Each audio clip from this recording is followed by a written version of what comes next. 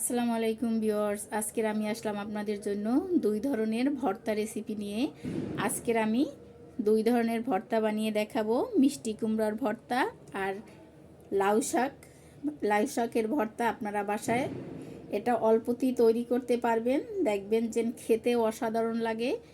বাসায় তৈরি করে খেয়ে দেখবেন, ভালো হলে আমাকে কমেন্টে জানাবেন। এবং আমার চ্যানেলে যারা নতুন এসেছেন তাদের কাছে অনুরোধ রইল, আমার চ্যানেলটি এখনও যারা সাবস্ক্রাইব করেন নাই তারা সাবস্ক্রাইব করে দিবেন, আর লাইক কমেন্ট শেয়ার করে দিবেন।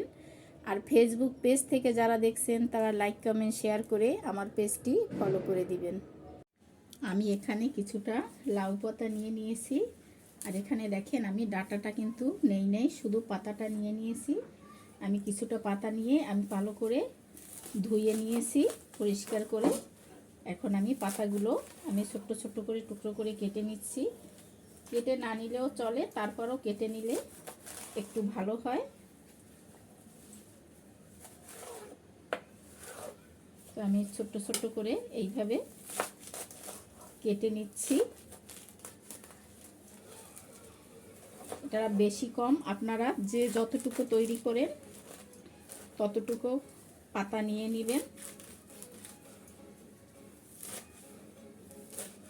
এই যে আমার সম্পূর্ণ পাতাগুলো কাটা হয়ে গেছে। এখানে চুলায় আমি একটা প্যান বসিয়ে দিয়েছি, আর কিছুটা সরিষার তেল দিয়ে দিলাম সামান্য পরিমাণ। সরিষার তেলের ভিতর আমি কিছুটা কাঁচামরিচ ভেঙে দিয়ে দিলাম, কিছুটা দিয়ে দিলাম আমি রসুন এবং পেঁয়াজ কুচি দিলাম কিছুটা। এখন ভালো করে একটু আমি তেলে নিচ্ছি, তেলের উপরে হালকা করে ভেজে নিচ্ছি। দেখেন এখানে কিন্তু পেঁয়াজ রসুন আর মরিচটা ভাজা হয়ে গেছে।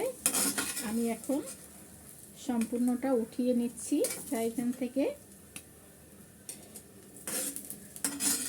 একই ফ্রাই প্যানে আমি আরেকটু সরিষার তেল দিয়ে দিলাম,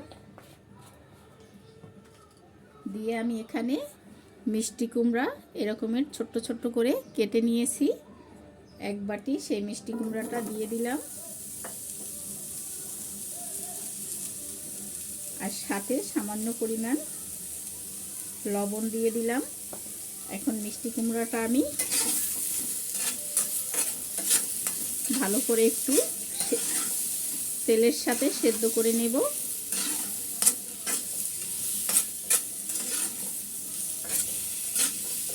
এখানে আপনারা চাইলে সরিষার তেলের পরিবর্তে সয়াবিন তেলও দিতে পারবেন, তবে যে কোনো ভর্তা বানাতে গেলে সরিষার তেলটাতেই কিন্তু অনেকটা স্বাদ বেড়ে যায়, ঘ্রাণটাও ভালো আসে।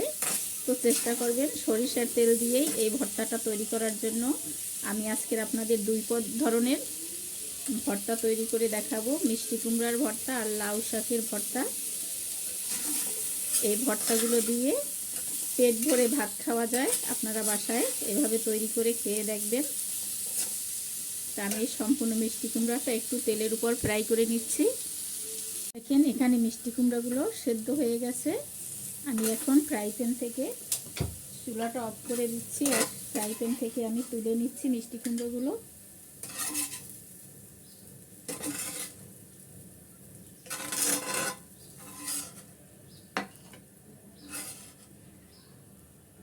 এখানে একই ফ্রাই প্যানে আমি লাউ শাকগুলিও দিয়ে দিচ্ছি।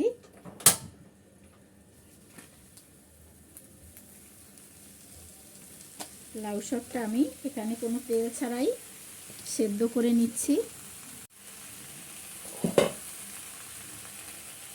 আমি সামান্য পরিমাণ লবণ দিয়ে দিলাম, আর একটা ঢাকনা দিয়ে ঢেকে দিচ্ছি সেদ্ধ হওয়ার জন্য। এখানে কোনো ধরনের পানি দেব না, পানি ছাড়াই এখান থেকে যতটা পানি বের হবে তাতেই কিন্তু লাউ শাকটা সেদ্ধ হয়ে যাবে। তো আমি ঢেকে রেখে লাউ শাকটা ভালো করে সেদ্ধ করে নিচ্ছি। এই যে দেখেন এখানে কিন্তু শাকটা সেদ্ধ হয়ে গেছে এবং পানি যে বের হয়েছিল সম্পূর্ণ পানিটা শুকিয়ে গেছে। এখন আমি চুলা থেকে নামিয়ে একটু ঠান্ডা করে নিচ্ছি। এখানে আমি লাউ শাকটা নিয়ে নিয়েছি আর মিষ্টি কুমড়ো নিয়ে নিয়েছি। লাউ শাকের সাথে যে মরিচগুলো আমি ভেজে রেখেছিলাম সেই মরিচগুলো দিয়ে দিচ্ছি। আর পেঁয়াজ রসুন ভেজেছিলাম সেই কিছুটা পেঁয়াজ রসুন দিয়ে দিলাম। আর এখানে মিষ্টি কুমড়োর সাথে পেঁয়াজ রসুন ভাজাটা এখানে দিয়ে দিচ্ছি।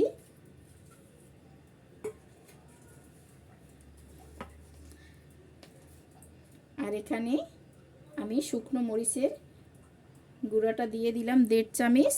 আপনারা আপনাদের পছন্দ মতো ঝাল যে রকমের পছন্দ করেন ওই রকমেরই দিয়ে দিবেন। আর কিছুটা দিয়ে দিচ্ছি আমি কাঁচা পেঁয়াজ।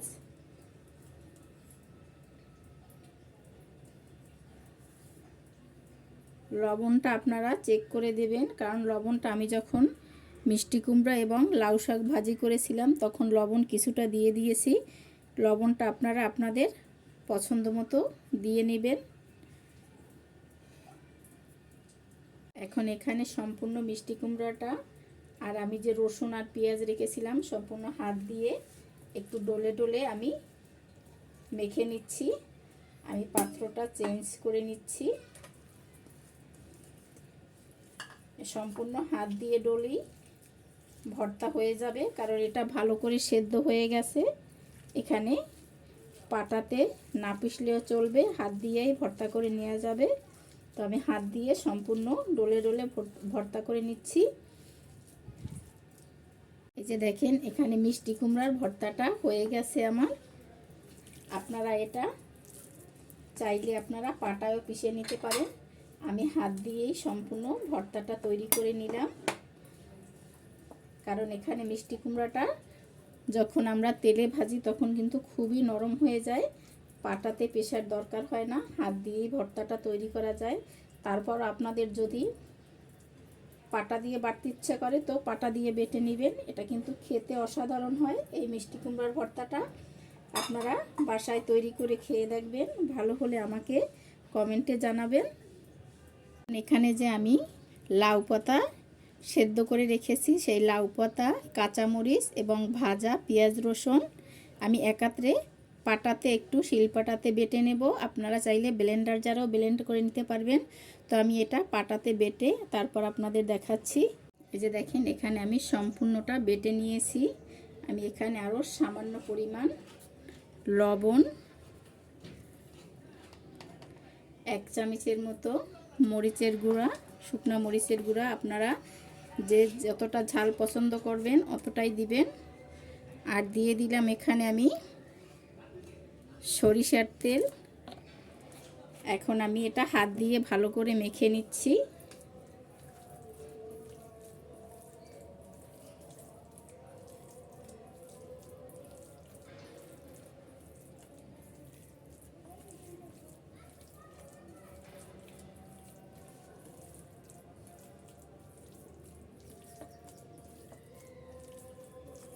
এই যে দেখেন আমার মাখানো হয়ে গেছে।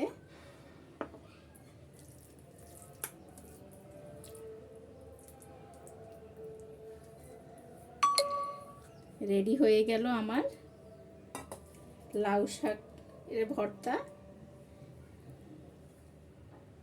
এই যে দেখেন হয়ে গেল আমার 2 ধরনের ভর্তা, মিষ্টি কুমড়ার ভর্তা এবং লাউ শাকের ভর্তা। দুটো ভর্তাই খেতে কিন্তু অসাধারণ। আপনারা বাসায় তৈরি করে খেয়ে দেখবেন ওই দিন ভাত বেশি লাগবে আপনাদের। এই রকমের ভর্তা বানিয়ে খেলে অসাধারণ লাগে। আপনারা এই রকমের ভর্তা বাসায় তৈরি করে খেয়ে দেখবেন।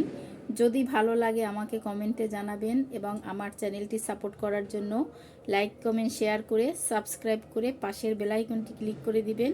আর ফেসবুক পেজ থেকে যারা দেখছেন তারা লাইক কমেন্ট শেয়ার করে আমার পেজটি ফলো করে দিন।